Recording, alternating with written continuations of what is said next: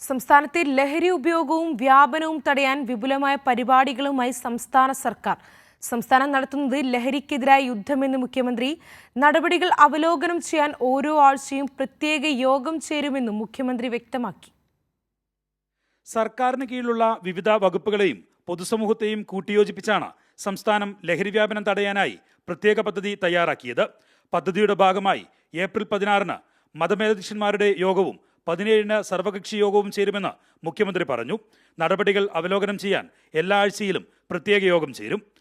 വരും തലമുറകളെ കൊടും വിപത്തിൽ നിന്നും രക്ഷപ്പെടുത്താനുള്ള മഹായജ്ഞത്തിന് ഈ നാടിൻ്റെ ആകെ പിന്തുണയും പങ്കാളിത്തവും ആവശ്യമാണ്.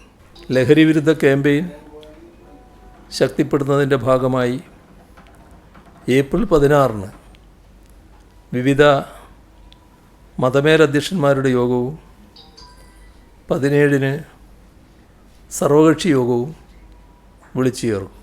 പോലീസും എക്സൈസും പ്രത്യേകമായും സംയുക്തമായുമുള്ള വിപുലമായ പരിശോധനയാണ് നിലവിൽ നടത്തുന്നത്. പോലീസ് എക്സൈസ് ഉദ്യോഗസ്ഥരുടെ സംയുക്ത യോഗം നടത്തി സംയുക്ത ആക്ഷൻ പ്ലാൻ ചെയ്തിട്ടുണ്ട്.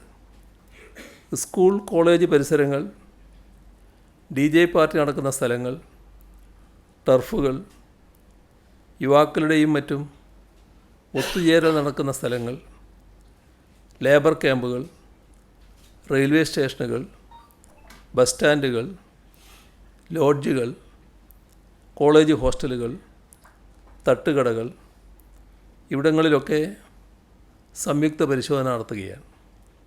ലഹരി വ്യാപനം തടയുന്നതിനൊപ്പം ലഹരിയിൽ നിന്ന് മുക്തി നേടാനുള്ള കൂടുതൽ സംവിധാനങ്ങളും സംസ്ഥാന സർക്കാർ ഒരുക്കുന്നുണ്ട്. പൊതുസമൂഹമാകെ ലഹരി വിരുദ്ധ പോരാട്ടത്തിന്റെ ഭാഗമാകുന്നത് ആവേശം നൽകുന്നതാണെന്നും മുഖ്യമന്ത്രി കൂട്ടിച്ചേർത്തു. കൈരളി ന്യൂസ്, തിരുവനന്തപുരം.